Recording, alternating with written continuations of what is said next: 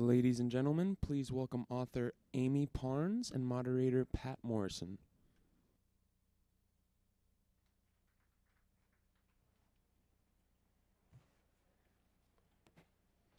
Thank you, everybody. We have spent some time now looking back at the 2016 election.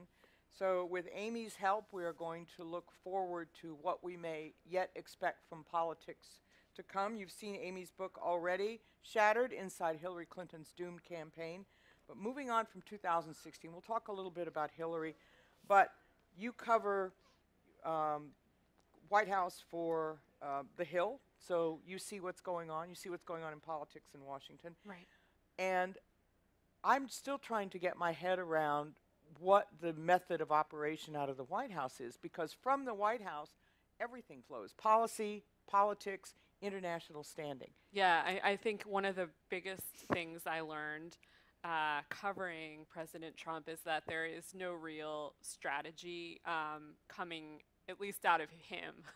He thinks of something. I think a lot of people think that it is sort of strategized and plotted out, but no. In fact, he does tweet. He thinks of something, he'll hit Twitter. Sometimes he does it without talking to his advisors. And then there it is. And I think there has been a lot of consternation inside the White House because of his tendency to do that and not do things in the traditional way. And of course, he feels like he was elected to, kind of buck the system and do things his own way. But there's also protocol. And he is the system now. Right. Yeah. So anything he says may set in motion or start up a whole chain of consequences, because there are departments of government that say, well, if the president says it, and Sean Spicer did say that a tweet is a presidential declaration, Right. that if he says it, then we better start doing it. Oh yeah, and a lot of people, I know people who have been around the NSA for a while, and when he says things about North Korea, are kind of shaking their heads and furious because, how could he say this? And, it's undermining our troops and national security, and so there's a lot of that happening behind the scenes. As far as party politics go, we have seen a lot of people who had denounced him as a candidate come around to him as a president now. Yeah, I think you've seen a little bit of both. I think you've seen people. I've talked to people who actually have voted for him, who are kind of put off by. They thought that it was just his tendency to get elected and to get to the White House, but they thought that he would kind of cool off when he got there. And so a lot of them are sort of not too pleased and a little miffed at times with his behavior. And then I think a lot of people, like you said, have kind of embraced it and have come around to embracing it. And I think, if he were to run again, well, he will run again, but if he were to be challenged, I think he would win, because he still does have a plurality of Republican support. We'll talk a little bit later about who is in the running for the Democratic field here. But as far as Trump in 2020 are concerned, one of the things that came up in some earlier discussions we had is whether or not he gets primaried, whether there are Republicans of the old Bush school, the Bush 41 school, who are saying this is not what our party is about, or whether he has let down elements in the party. If, for example, he gives some kind of amnesty to the Dreamers. If, for example, he backs down on the wall, whether he may get primaried from his right. Less to win as a gesture to say we're still here and we're not happy. Right. I think the most interesting thing that's happened in recent weeks is that he has sort of kind of let down his guard a bit on the wall. I mean, the wall was his major campaign promise. I think right now what you're seeing is more about a battle on immigration, and he's still kind of rallying it's a dog whistle, and he's rallying his base by doing that. But I think you've seen kind of, he says that he hasn't evolved, but in fact, I think he has a little bit. I think he kind of says he hasn't, to just say, oh, I'm not changing my mind, we still need a wall. But I think what you saw with DACA, for instance, was just a huge battle over just immigration and its core principles, and him sort of talking to his base about that and about America first and kind of hammering that idea home. And so I think that's why you saw a talking point essentially saying, the Democrats don't want to put America first.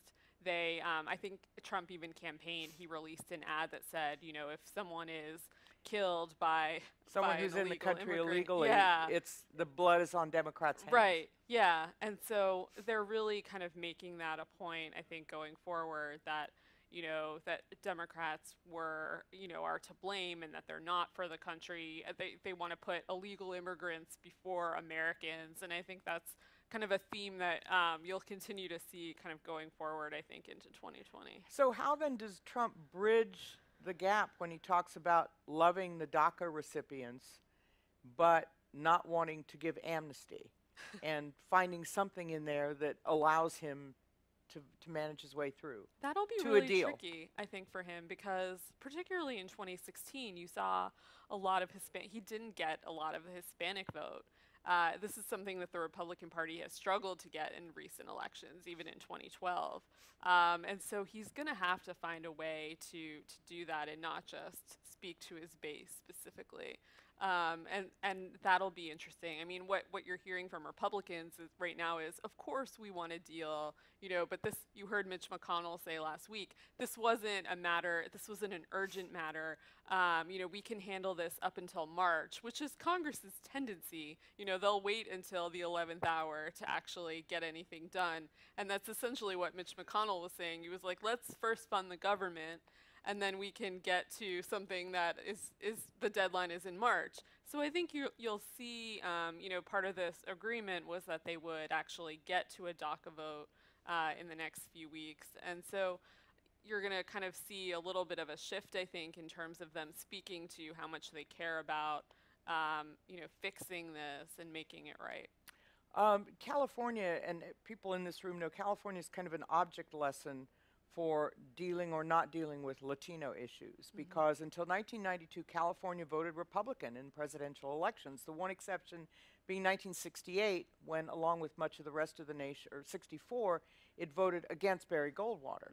But you go back a long ways, it voted Republican in the presidential primary. In 1992, it voted for Bill Clinton. Right. And then we saw in 1994, with the re-election of Pete Wilson, you saw Prop 187, Right. which was thrown out by the courts, but which galvanized the Latino vote. Right. And Stu Spencer, who was Ronald Reagan's advisor in the gubernatorial campaign and when he ran for the White House, had warned the California Republican Party that if you don't deal openly and frankly with Latinos and try to recruit them to the party, you're going to lose them for generations. Oh, yeah. And that's what happened in California. Yeah. Is there anybody saying that in the Republican Party to the Republican Party now? I think there's always that, cry for we need more, we need to appeal more to African Americans and Hispanics, particularly on the heel. It was kind of embarrassing in 2016 when you look at the numbers and the breakdown. But, it's interesting. I don't know how they get there without it seeming very contrived. And but they have to figure out a way. They can't just rely on one core group of voters to kind of carry him over. And I think that's what he wants to do. I think that's he thinks he can do that again and replicate his win in 2016 just based on working middle class voters in these specific states. But I think he's going to have to do a little bit more to appeal, especially if the party wants wings past 2020. Well, this is it. Because he is such a singular candidate, because he is not in the standard Republican candidate mold, in Right. spite of some policies he may be endorsing. The question is, what is the Venn diagram of Republican voters and Trump voters? It is not 100%. You've Right. got people who will be Trump voters who are not Republican voters necessarily, who came out to vote for Trump, who wouldn't come out to vote for another Republican candidate. Right. And that's one of the risks I would think that Republicans are looking at now. Oh, yeah, for sure. And they're really going to have to figure out a way to do this. And it's going to be increasingly tough, I think, because you're seeing a lot of families broken apart now. This these is under the images of- immigration Yeah, enforcement. and ICE and all of that. And Yeah, and there was that's a happening Polish in- doctor in Michigan who lived here since he was 3 years old. He was an internist, and Yeah. he just got deported. So Right. those are the sort of things that Yeah, that and people are that's, going to focus on. I think you'll see a lot of talking points from Democrats actually saying, do you really want this? This, and showing the pictures of families broken apart and tears and all of that. And so I would expect Democrats to come back and say, this is the party of no. We're the more accepting party. And that's sort of where I think Democrats they sort of have lost their way, I think, coming into 2016. And it's funny, Al Franken, before all of this happened to him in recent weeks, kind of had this viral video that got a lot of attention because it focused on what it means to be a Democrat and the core principles of the Democratic Party, which I think were lost in 2016. And something that Bill Clinton was sort of talking about throughout the campaign, and kind of sounding the alarm on, the fact that like they weren't doing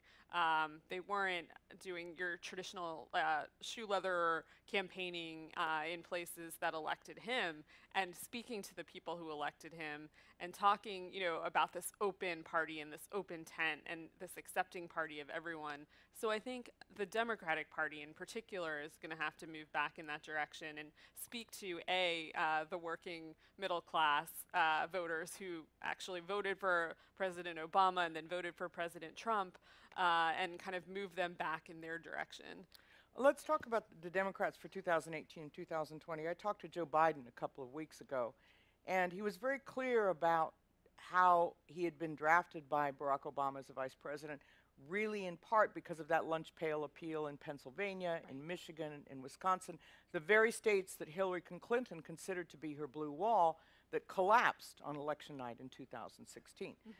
So we'll get to the presidential stakes in a minute, but in 2018, you see a lot of people, Democrats are being very optimistic, maybe overly optimistic about their chances for getting back the House, and maybe even in the Senate in a year which is a badly drawn year for Democrats in the Senate. How is that looking? Democrats, I think, up until about a week ago, you were sensing a lot of optimism. I think DACA kind of threw them for a loop a little bit. And kind of, you see the headlines that they had the leverage going into this fight and they sort of relinquished.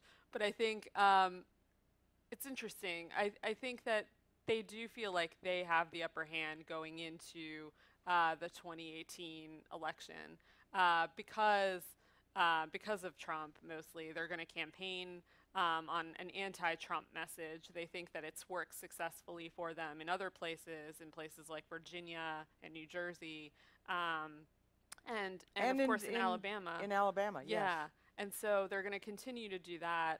And it's funny, California is actually ground zero for where they're targeting. There's a super PAC that has started here, that has opened here to kind of focus on these 7 districts, and they feel like held by Republicans now. Right, exactly.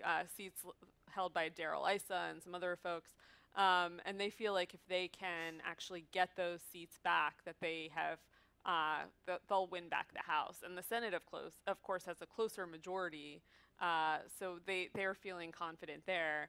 And one of the things that they're trying to do is point to cases like Doug Jones in Alabama and say, okay, we got in there. We didn't just come in at the last minute. We found a candidate who spoke to the people who the people felt was a champion for them. And they're kind of using him as a test case to say, okay, it's the right mix of, the right candidate plus, investing the time that we need and going to places, meeting the people where they are in their churches, at their barbers, instead of just coming in at the last minute and saying, we're for you, and then never coming back and never really doing that. So I think I've heard a lot about using that, the Alabama case as... All that's true, but with Roy Moore, you also had a singular candidate. Right. And there were Republican voters who were disgusted by him personally who stayed home. Right. So if you have a standard Republican candidate versus a standard Democratic candidate, that Republican vote's going to come back to the polls. Yeah, I think that the Alabama one is a tricky one to kind of assess, but they're feeling particularly good about their chances there. how they did there, and how that kind of is reflective of the rest of the nation and how they can win back other seats. And what about Paul Ryan and his leadership and his status? Well, there had been rumors, I think, for months that he was about to leave his speakership, and what essentially happened was news reports came out of this a few weeks ago, and President Trump got wind of this and called him and said, "No, you can't leave me here." But I think what happened with Speaker Ryan is he wanted You to kind can't of quit me. yeah, he essentially said that. But he, he wanted to leave on a high note. I think he senses that the Republicans aren't going to be in power much longer in the House, and so his big mission was to pass this tax bill. He had successfully done that, and so he, I think, wanted to, just make that his legacy item and leave then. But one man who's running for his seat is nicknamed Iron Stash. He's a steel worker and a blue-collar guy, and has taken every opportunity to needle Ryan. Right. So some people are taking delight in this kind of thing. Oh yeah, yeah. And as far as the Senate is concerned, because a third of the Senate runs again every 2 years for the 6-year term, it doesn't look as good for the Democrats. You say Roy Moore is where they feel they have some confidence because of Doug Jones. Right. But down the road, when you look at something that the Republicans or Democrats have talked about a lot, which is impeachment, Right. it's the House that has to go for that. And so it would be an important battleground, apart from just having a majority in the House, to say this is where we can or cannot pursue President Trump after the 2018 elections. Right. Yeah. I just, I've spoken to a lot of sources inside who are just feeling really good about their chances. They think they're essentially assessing it based on Trump and his popularity. I don't think they can go very much further than that because, as I've written about extensively, I don't think the Democratic Party right now has a core message, or they're in any sort of groove. They're still trying to figure things out, and they're still, trying to sort out what happened in 2016 and put the pieces together and come back and essentially, speak to the voters that they lost. The essence of a lot of the current campaign seems to be pointing at Trump and saying, we're not him. Right. But that doesn't last very long. You can't sustain it as a campaign platform. And so No. for the Democrats, saying what we aren't isn't as powerful as saying what we are. Right. Hillary Clinton, for all that she got the 3 million votes more in the popular vote and lost the Electoral College, does she have a role to play still in the Democratic Party? And do she and the Democrats see eye to eye on that answer? I think she wants to play a bigger role than the party wants her to play, and you've seen this. She's set up a group called Onward Together, to sort of help other candidates go forward. I don't think she wants to run for office again. She said as much. I believe her. I don't think there's any air or oxygen for her to do that within the party. The party is really interesting right now because they are lacking in leadership, and they are trying to find someone to kind of guide them out of their darkness.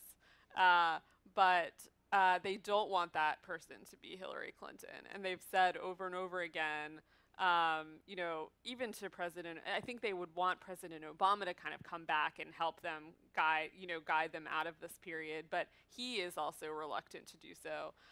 Because he Is wants that the ex-president's cone of silence thing? Or? He wants to, and I've done quite a bit of reporting on this, but he is essentially giving room to future candidates to kind of come up, and he doesn't want to be a foil to President Trump, and really just wants to focus on his foundation and other in his library. So he's not really looking to do that, and so there's this huge void within the party.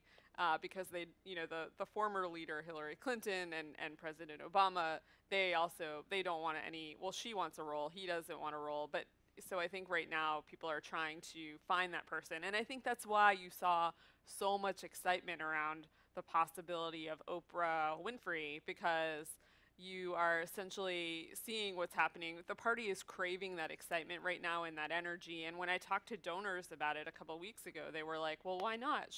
Look at what's happening today, the day after she made this great speech."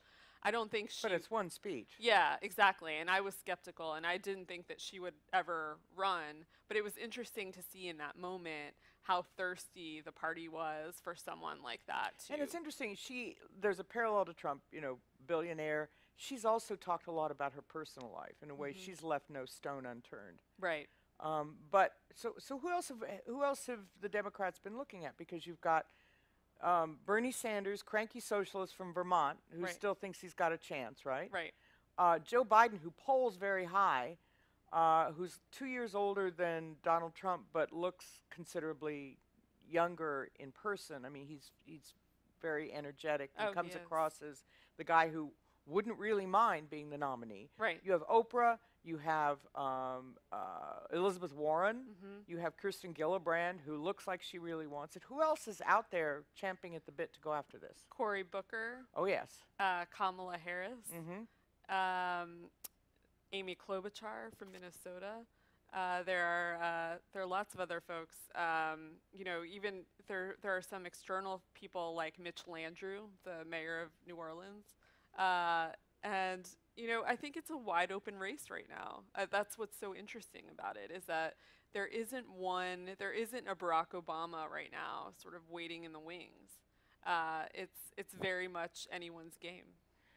And from the point of view of demographics, because as we know, these presidential elections are national campaigns, but they're won state by state, as we saw. Right.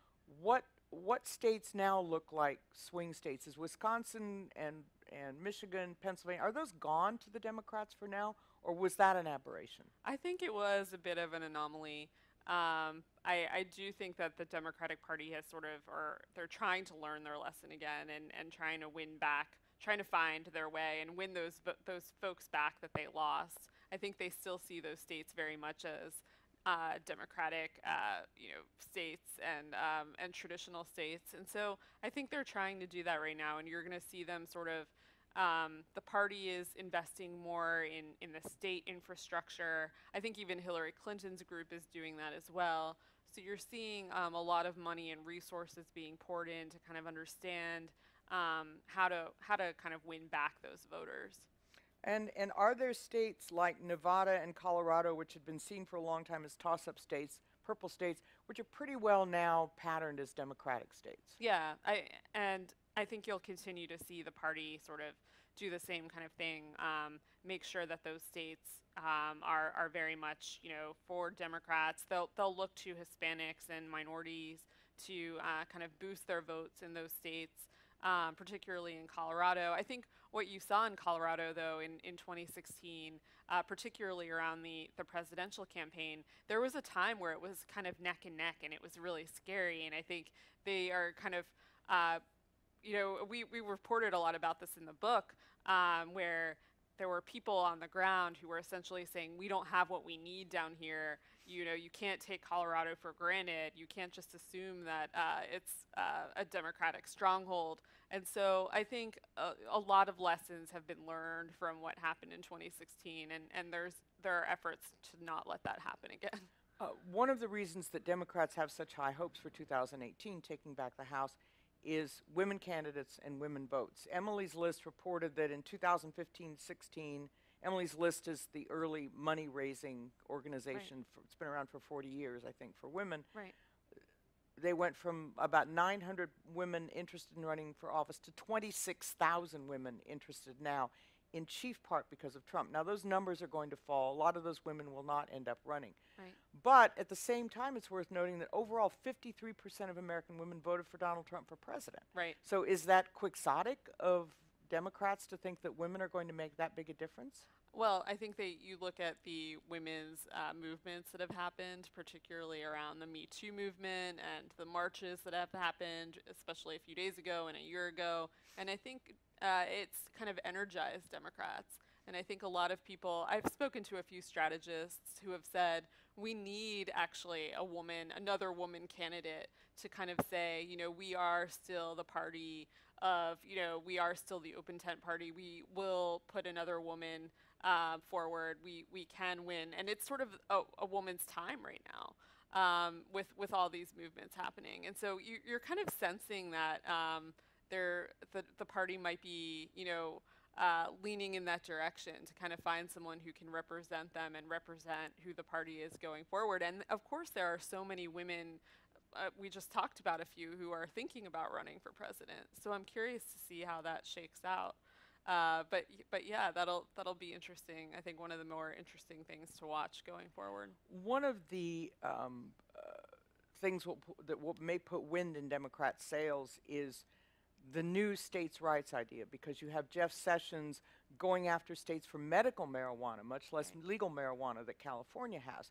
You have the Interior Secretary saying we're going to allow now offshore oil drilling. And what you saw was the Republican governor of Florida saying, we have a big tourism industry. We don't want you guys drilling. And then the Interior Secretary said, oh, well, local voices count. Local voices in California say no drilling. Local voices in parts of Texas say no drilling. Right. So I wonder how much of that is going to be a trickle up, that some of these issues where they're saying to the states, no, you can't do stuff that you've been doing for 20 or 30 years, is going to matter at the federal level.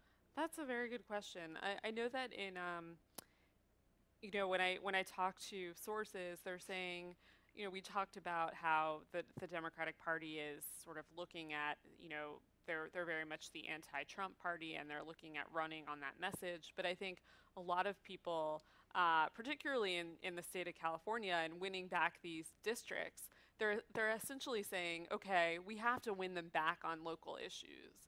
We can't just win them back on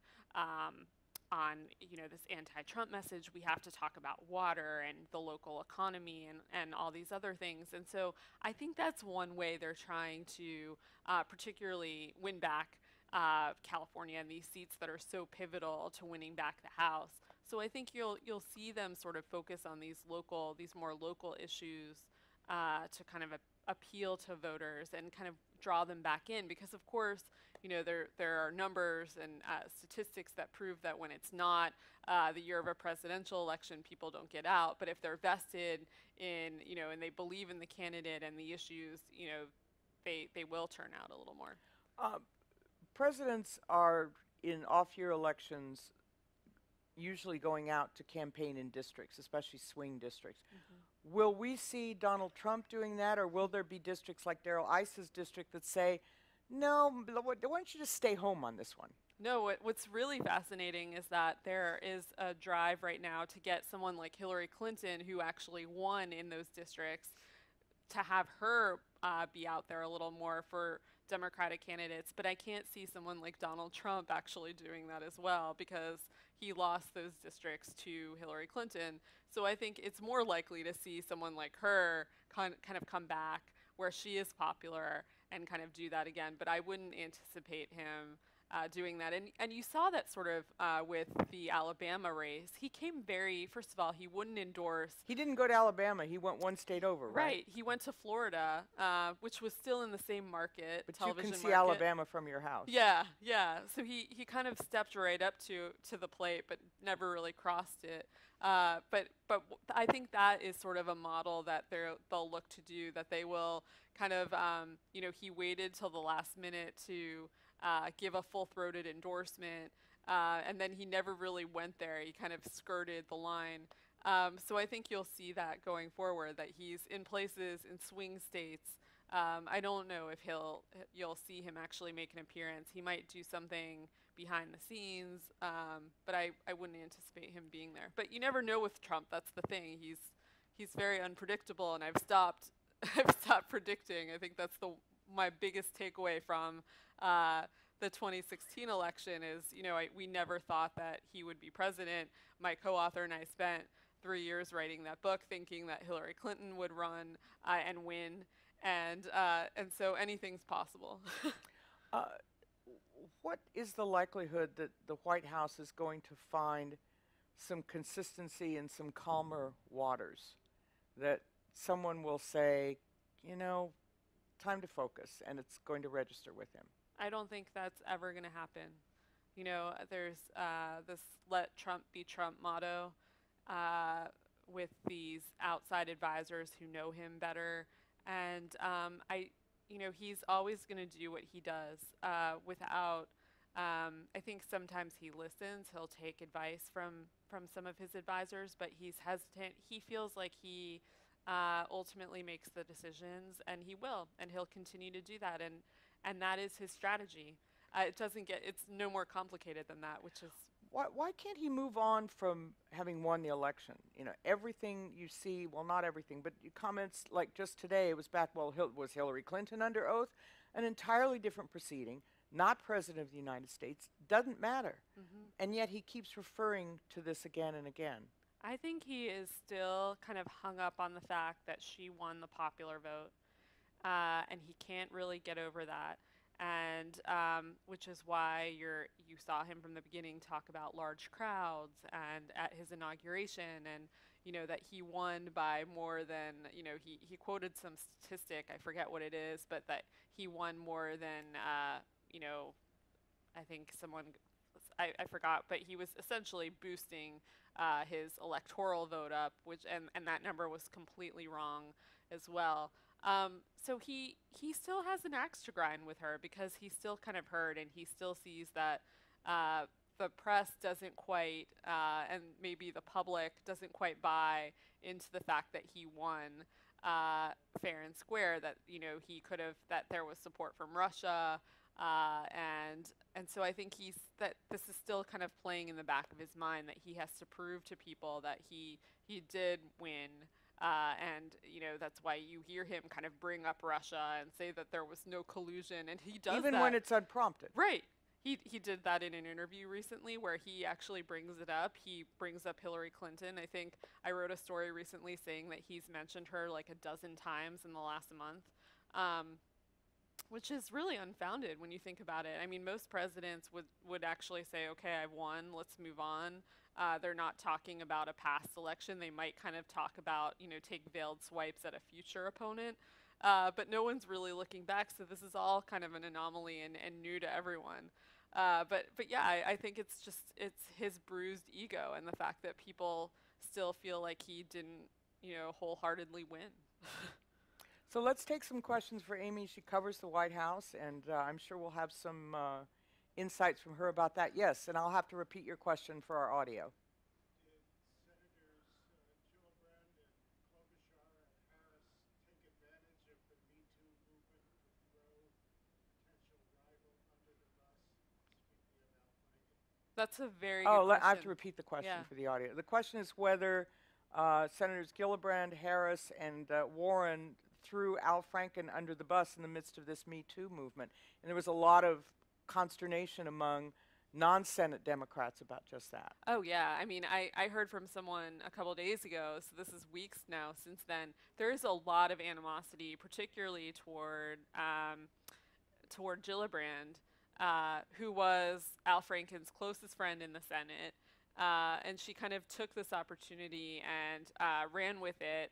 And a lot of people thought that, it sort of showed her political ambitions a little too much, that she was sort of auditioning really early. She needed something. She needed a moment. She had been, of course, this was kind of her issue. She had been, championing women's issues and harassment. But there was a lot, internally, a lot of consternation inside the Senate and outside the Senate from donors. I heard from a lot of donors who were saying, what is she doing? This is so contrived and it's so apparent. And so it's, and that came on the heels of her kind of taking a swipe at Bill Clinton, if you'll recall. And so she essentially said that if Bill Clinton would have been president right now, he would have had to resign. And a lot of people were saying also, what are you doing? You're sitting in a seat that was occupied by Hillary Clinton. The Clintons have supported you for years. And so I think that caused a bit of a rift in in the Democratic Party. Is Franken now fatally wounded? Because there was a bit of a run Franken run movement before all of this happened. Yeah, there's still a lot of support for him in the Senate. Among Democrats, a lot of people felt like he was the sacrificial lamb, and they're still very upset about it. They're saying, okay, why is someone like President Trump still in office, and why did we have to give up one of our best senators? A senator that I think we might have listed, as someone who could potentially run for president. I don't think he wanted to run for president, but I think a lot of people felt like he had the political chops to do that and the smarts, and talked about, like I talked about before, this video that went viral, talked about what it meant to be a Democrat and Pell Grants that actually, put people through college, and the fundamentals of that party. So I think, yeah, I think there's a lot of soreness happening right now, and a lot of there were a lot of people who said, okay, she did the right thing, this was her moment, and a lot of people who are still shaking their heads and saying, how dare she? Another question, yes.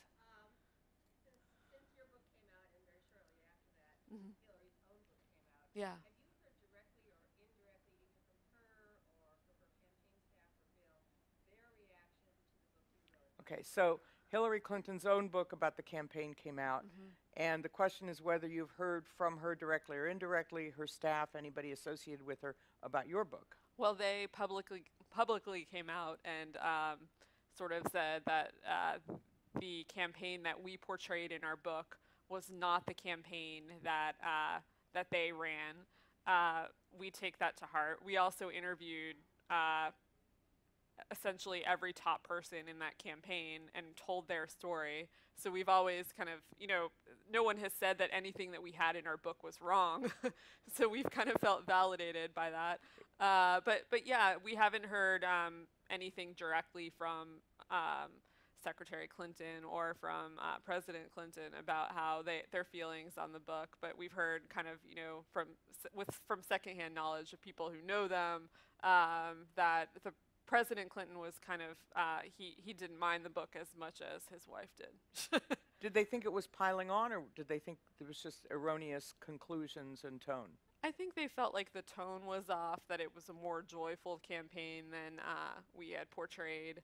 Of course, I think that, as I said, we talked to so many people inside the campaign and told their story. This was not our story, so we felt like we kind of had the tone and all the details right. It's funny because something Joe Biden again told me a couple of weeks ago was he didn't sense that there was any joy in her decision to run, that she was propelled by forces outside her. Right. She would have been perfectly happy not being president, but she felt she couldn't let people down. Right. And that's very much a Hillary Clinton kind of thing. Like, she wants to feel like she's been drafted, that people want her to run.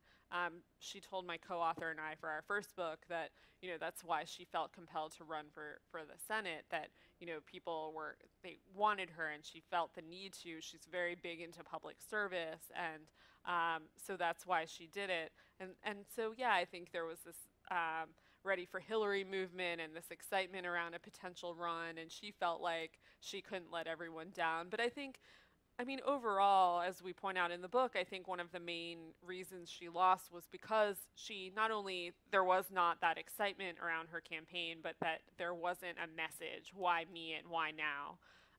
And she never kind of articulated that. And her opponents did, her opponents in the primary and in the general election. Bernie Sanders, you kind of knew, like him or hate him, you knew where he stood on issues. Single payer, Trump, payer. wall. Yeah, you knew all of that. Donald Trump, you could stop anyone on the street today and say, what did he campaign on? And they could tell you.